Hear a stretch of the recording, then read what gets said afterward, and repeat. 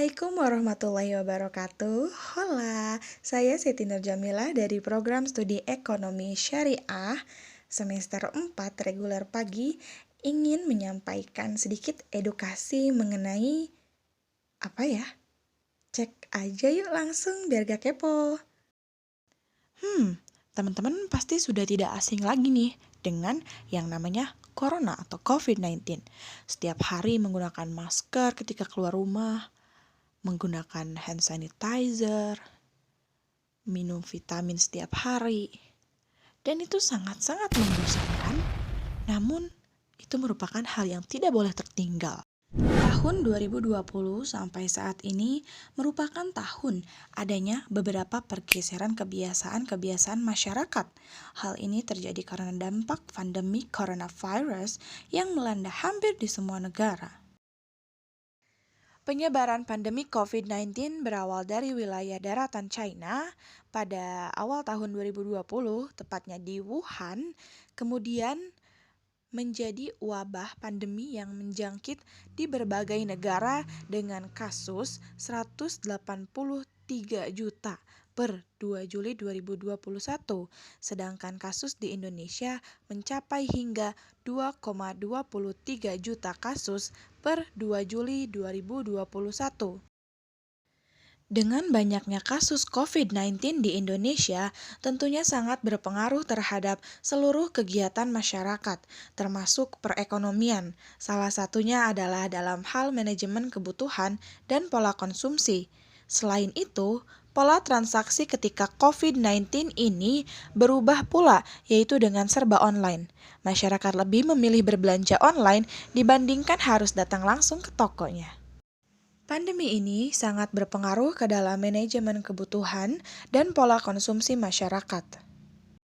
Di awal masa corona, masyarakat berbondong-bondong berbelanja vitamin, masker, bahan makanan, dan barang yang dibutuhkan saat karantina.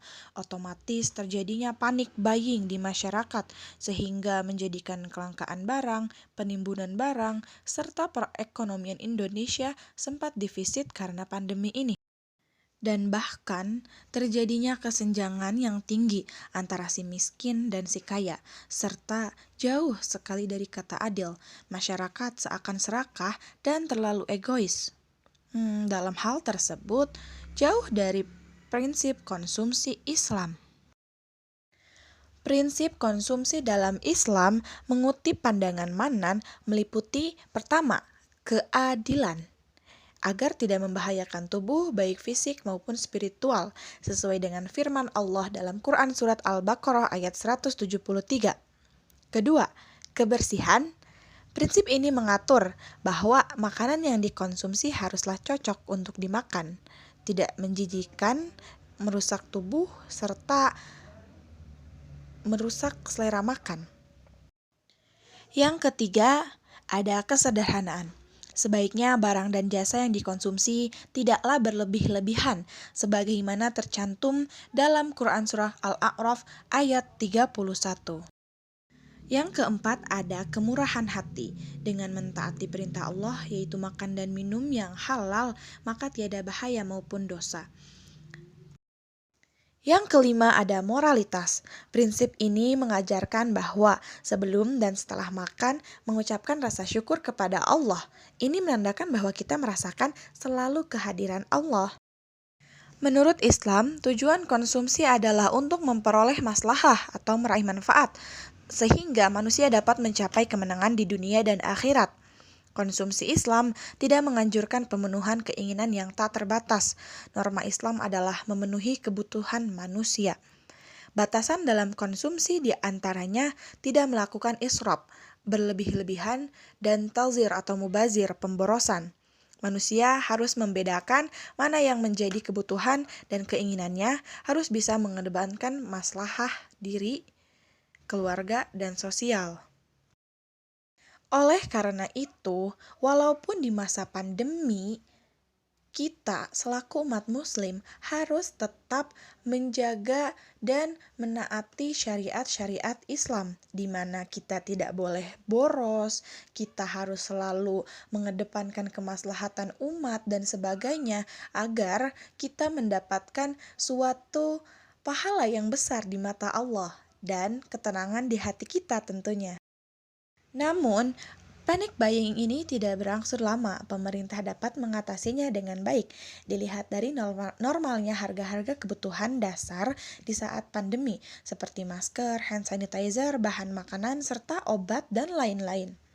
Kebutuhan konsumsi masyarakat di saat pandemi tentunya berbeda dengan sebelum kondisi pandemi, di mana masyarakat lebih mementingkan hal-hal yang dibutuhkan saat pandemi seperti sayur mayur dan obat-obatan dibanding dengan memperbarui gawainya, memperbarui komputernya, dan sebagai serba-serbi online di masa pandemi.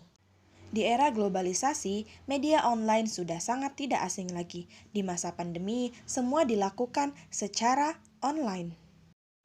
Mulai dari sekolah, berniaga, hingga berobat ke dokter. Dalam bidang perekonomian, kegiatan berbelanja online di masa pandemi sangat membantu perekonomian negara. Islam sendiri memperbolehkan belanja online asal adanya kesepakatan antara dua pihak dan tidak adanya kecurangan dalam bertransaksi. Serba-serbi online dilakukan dalam memenuhi kebutuhan konsumsi masyarakat. Semua kebutuhan dapat dipenuhi dalam belanja online, mulai dari bahan makanan, obat-obatan, dan sampai ibadah seperti zakat dan kurban pun dapat dilakukan secara online. Di samping banyaknya kemudahan dalam berbelanja online, ada juga dampak negatif yang ditimbulkan dari belanja online dan kegiatan online ini. Dampak negatifnya adalah banyaknya toko retail seperti kelontongan, pedagang kaki lima yang gulung tikar akibat pandemi ini. Mereka tidak dapat bersaing secara online sebab ilmu teknologi yang mereka punya sangat sedikit atau mungkin tidak ada. Oleh karena itu, kita sebagai generasi muda harus memiliki semangat dalam belajar, menambah pengalaman, menguasai seluruh ilmu, serta berpikir sehat dan logis. Nah, pada masa ini juga kita harus selalu menjaga kesehatan dengan selalu menggunakan masker, mencuci tangan, membawa hand sanitizer, serta menjaga jarak. Cukup sekian yang dapat saya sampaikan. Mohon maaf apabila ada kesalahan. Terima kasih. Wassalamualaikum warahmatullahi wabarakatuh. Dadah!